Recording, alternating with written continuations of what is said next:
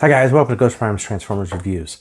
So I am back from my surgery, and that's why I'm not on camera, but I did get this guy last week, and I have not taken him out of the package yet. I think this is a fantastic package. This is Covert Agent Ravage.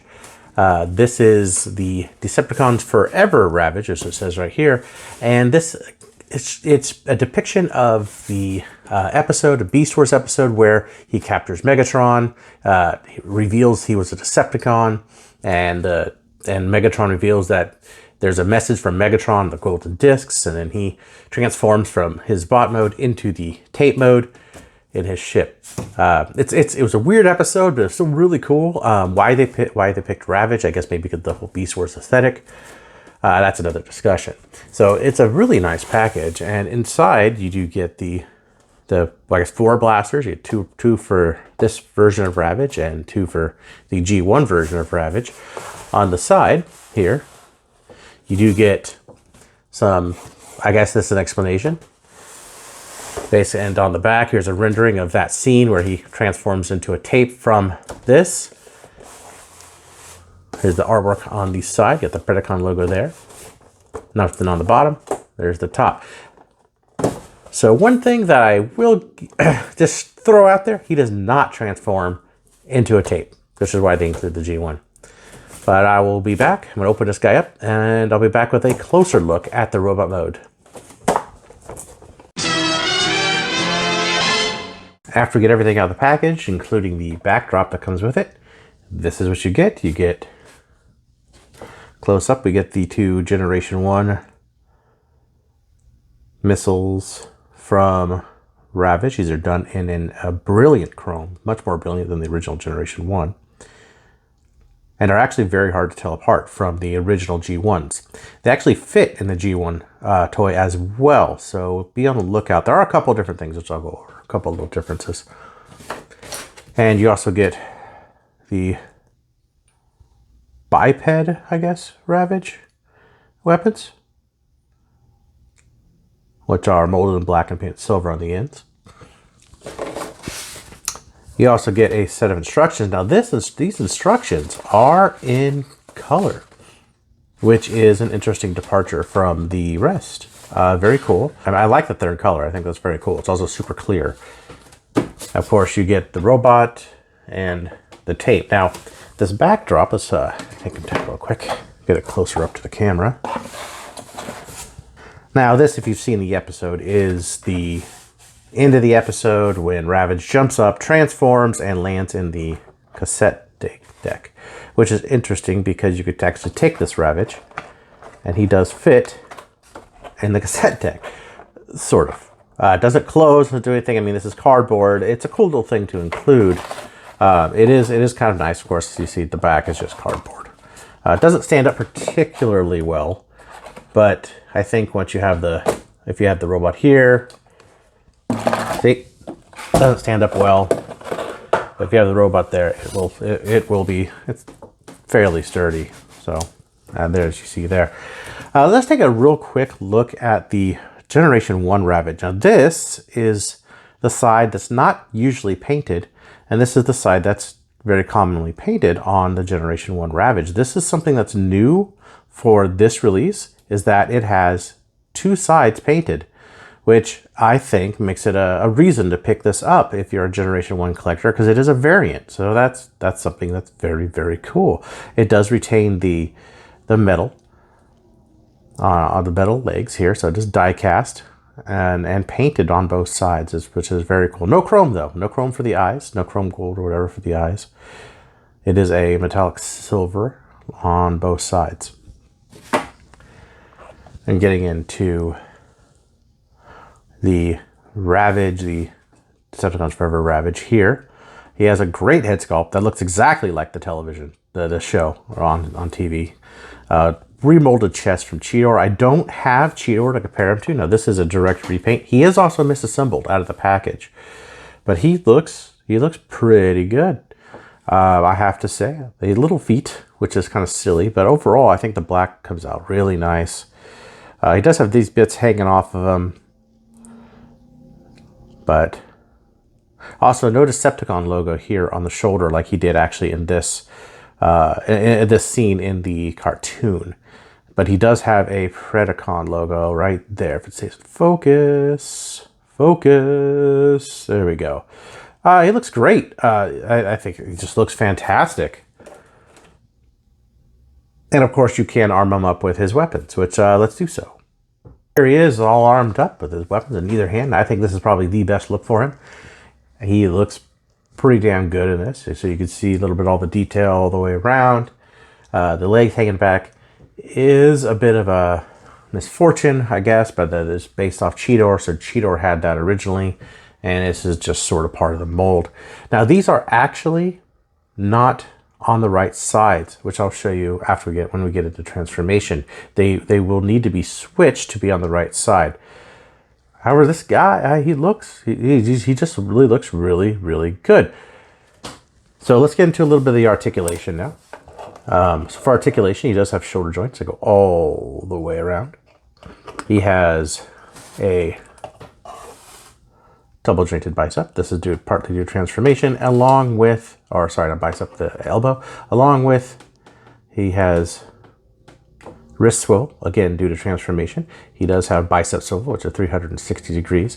His head can move that far left, that far right, as you may have noticed earlier. Oh, he also can do a little bit up and down, not a whole lot.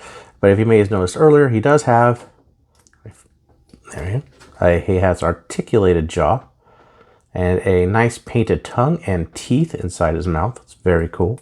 Love those red eyes. See if I can get focused on it. There we go. Red painted eyes. Very cool. And of course, let's see, he has a waist swivel. This actually goes 360 degrees, but my fingers are getting in the way and the tail's getting in the way of the dangling legs. He has his hips go that far forward and that far back, not too far back, go pretty far out. He has a joint just above the knee for, I guess, thigh swivel, which I do wish that thigh swivels are up higher. I know it would break the mold, but it looks weird when you pose them. His knee does not go very far back. It goes a little bit forward too, but that's all, again, transformation. He has that far for ankle tilt and up and back for ankle tilt as well. So you can get some decent poses. I guess it should be said his tail could go up and down as well. So you can get some fairly decent poses on him. He also has, in case you don't want to have him holding his weapons, if I could get this out of his hand, he has a little port right there, which is a little peg right there. And he could actually holster his guns on his legs, considering I don't drop them. There you go, with both of his guns holstered on his legs. Now he is a deluxe class figure, so just a real quick comparison. I'm not going to go into depth with the comparisons because he's the same size as Cheetor. But there he is next to Primal. So you can get an idea of the size and heft. Now this set is slightly pricey at $52 on Hasbro Pulse and is available as of this video. So if you do like this, you go ahead and go to Hasbro Pulse, you'll be able to get it. Now, of course, we did take a brief look at his Generation 1 mold, and it transforms just like the Generation 1 mold would, which his legs go down. Now, on mine, on the back feet are really tough. Really tough to move. And the front fold out like this, like that. And also, mine don't, you see they kind of overlap a bit in robot mode. They can be okay here. Jeez, come on, camera. It can be okay here, but they overlap. It's not too big of a deal, but I did notice as far as quality is concerned. And of course you have the Jaguar. Now, you know, articulation is Generation 1 articulation. He's actually fairly articulated, except for you can't move anything side to side, just up and down. And you do just plug his launchers on the side, like that. Let's see if I can get him to stand. There we go. There are the two from the set. Now, just because we're here, before we get into transformation for the main figure, here is a Generation 1 Ravage. If I get him to stand. So taking a look at these two together, you could see there are some differences in the paintwork. This one is not painted on this side, and they are both painted on the opposite side here. The Generation 1 has a bit more splash of color, especially when it comes to the tape reel, but otherwise they're pretty similar. They both have the smooth legs and the leg design on the other side. This is more of the Generation 1 here has more of a darker metal, where this is more of a lighter metal. There is a chrome gold eye on the Generation 1 that is not present on the new one. They opted for a silver paint, which is just like the rest. He does have a Decepticon logo that shows up on this side here, and all the detail is covered up with the paint. I actually really like that. I think the dual-sided tape is very cool. Otherwise, they're the same figure. And one thing I did want to say about the chrome, you could tell, now this is 30 some odd years old, so you can see where this is much brighter. There are a few little differences, like the wings on this one are a bit sharper. Overall, these are sharper at the top.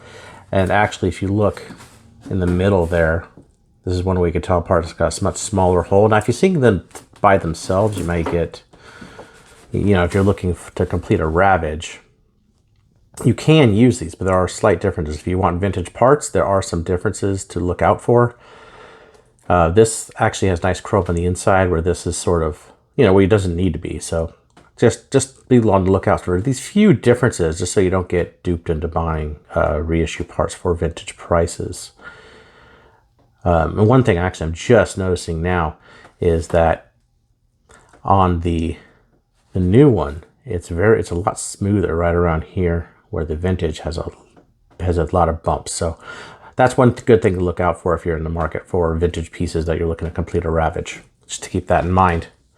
I was getting back into transformation of this guy. Of course, transformation is the same as Cheetor. I don't have a Cheetor, so this is the first one I have of this mold. I just couldn't find a Cheetor. I did want a Cheetor. So we're just gonna move the arms out a little bit here.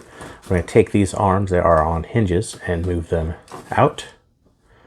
That unlocks the chest piece, which we could then just move forward. And the transformation is fairly simple.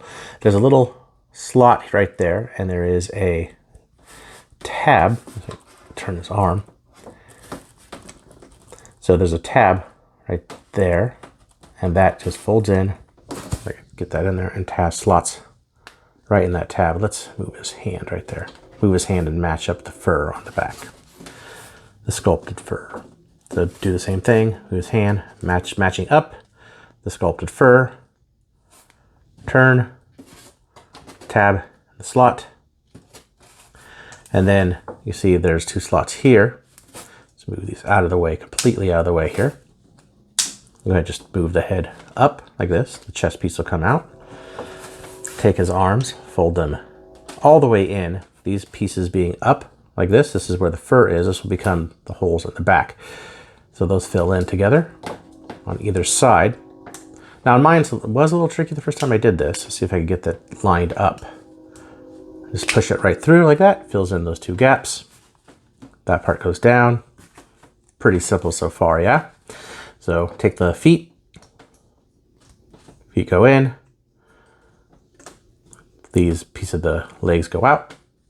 Legs go out. Feet go in, round, and out. Then you take the legs, stay back like this. Move the knees like that. And these go back like that. Legs, forward, feet, forward. This is just how he is out of the box. Head gets to look forward. And we have the Jaguar mode, which he actually cleans up pretty good. I don't mind. I don't even mind these silver bits here. It kind of fits in with Ravage. Little just fit right there on the top. One thing that hand on the way. One thing I did mention that is these arms are misassembled. So take note to this. You can't move these any further. They do move back this way. And if you see his feet here, they line much better that direction. So these are actually misassembled out of the package. I believe this is global. I believe this is on all of them, but they are in ball pegs. So you can just try to do this without breaking it. Take it out. Switch them around. They're pretty tight. There we go, switch them around. And then now he has a more cat-like stance. So he could actually pose a little bit better as a cat. This is how he's supposed to go. They are backwards. So he looks much better this way. Now for weapon storage, this is one place where I think they could have done a little better. I wish that they could have made a peg hole here instead of this little piece. It wouldn't have been great as good in robot mode, but you would have been able to do the missiles being up. As it is, the instructions kind of say, let's do it this way. The instructions kind of say just to peg them right in there, just like how they were in robot mode. And they kind of shoot off to the back. I would like them the other direction. I think that would have been really cool. But, so there he is in beast mode. So simple transformation, effective, still looks pretty good. No real big complaints. He is a bit pricey.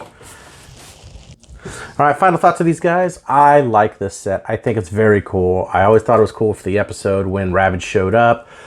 Albeit kind of weird that he's more sentient and he talks. He never talked in Generation 1, but I digress. This set is pretty cool. You get a nice variant for Ravage, which is Generation 1 Ravage. So if you're into variants, it's a good reason to pick it up.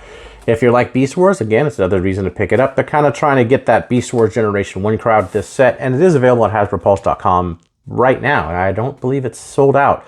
So you could pick it up for about $52.99 US. And I think it's a cool set. It does have a place in the Kingdom and in the Generation 1 Beast Wars collections. So I can probably pretty much recommend it. I like the set. I think you should pick it up and have it in your set. It's a very likable set. So please like, subscribe, all that jazz. And I'll see you guys next time.